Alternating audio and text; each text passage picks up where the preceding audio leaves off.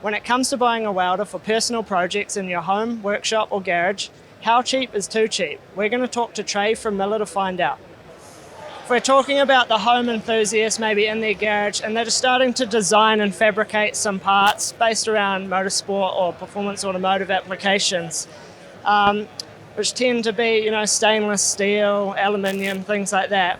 Maybe they've done a bit of welding already and they've bought a welder, a really cheap one, and they're just realizing maybe it's not quite up to the standard they want and giving them the results they need. Or maybe if they're just starting out welding and looking at getting their first welder. Can you talk us through the bare minimum features that you'd need to get started and what's going to be those features that they just need and isn't going to hold them back too much? All right, so if we're talking the entry-level TIG user, I would suggest getting into this, probably starting off at a 200 to 210 amp machine.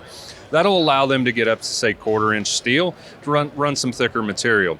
But now if you're fabricating more thin parts, when we talk about DC welding, I would suggest having pulsing. So what pulsing does is it allows you to weld thinner material without getting distortion. You're still able to carry speed with it as well. So for DC, pulsing. Now when we're talking AC and aluminum, I would suggest having a machine that has balance and frequency adjustment.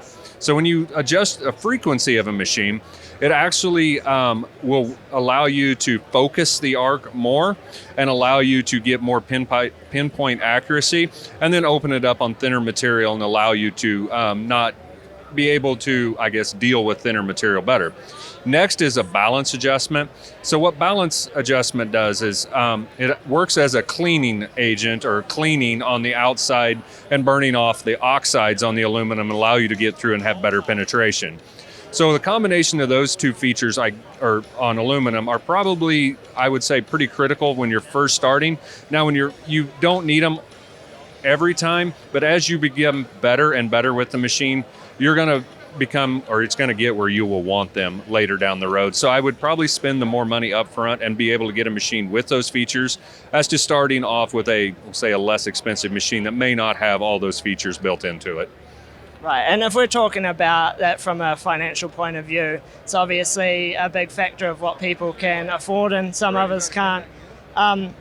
What do you think would be maybe the bare minimum someone should spend, like a really red flag of that's probably too cheap, it's not quite going to do the job?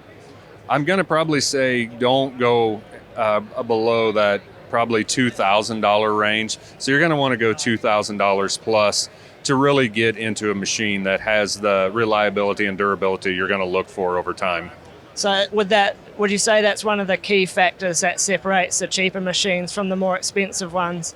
Not so much the features, more so the quality, reliability? It's definitely not the features. It's all about quality and durability of the machine. One of the nice things about the Miller product is it comes from one of our distribution partners. They're always there to help and support you on anything that you may have for questions, or if you have any type of service that needs done in the future. A lot of your lower quality products doesn't have that dealer or distributor behind them supporting the product. And it's all about quality and reliability in the end. Yeah, right, especially if you're using it in a professional environment. You don't want to get stuck with it not working and not being able to get parts for it or get it serviced, right? Correct. So in terms of just like a few basic accessories for getting started with TIG welding, foot pedal, gas lenses, things like that, what do you think?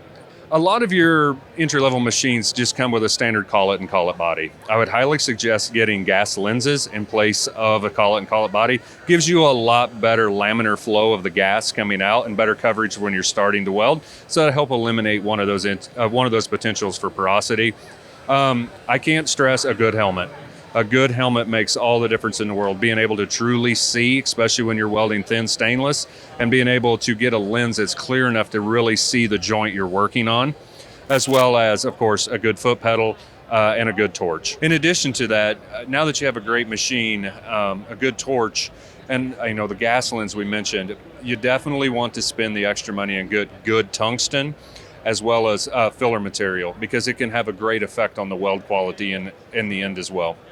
So in terms of like sourcing that, would you be able to go to your local weld supplier and they'd be able to tell you what's a good material, things like that? Yes, definitely go to your local weld distributor. They'll be able to give you quality tungstens, quality filler material, to just ensure that in the end that you have the best results possible. Right, that makes sense. Just one more question on your Multimatic machine, where you can have TIG and MIG built into one. Are those machines, does it take anything away from the TIG process? Is there any kind of drawbacks to using one of those machines rather than a dedicated TIG machine? Actually, no. Our Multimatic 220, as an example, has just as good arc quality as on a TIG as it does on the MIG.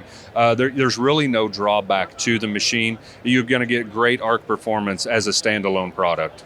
I guess the only drawback would be a little bit of extra price, but as you'd expect. Correct. I mean, yes, there's an additional upfront cost, but it's actually a 2-in-1 machine when you get done in the end.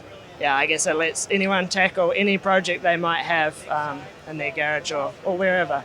Well, thank you for your time. If anyone wants to learn anything more about your products or anything that Miller is developing, where can they go? I would suggest going to millerwelds.com or visiting one of our local distribution centers, and their sales staff will be grateful to take care of you. Great, thank you for your time. Thank you. If you like that video, make sure you give it a thumbs up, and if you're not already a subscriber, make sure you're subscribed. We release a new video every week. And if you like free stuff, we've got a great deal for you. Click the link in the description to claim your free spot to our next live lesson.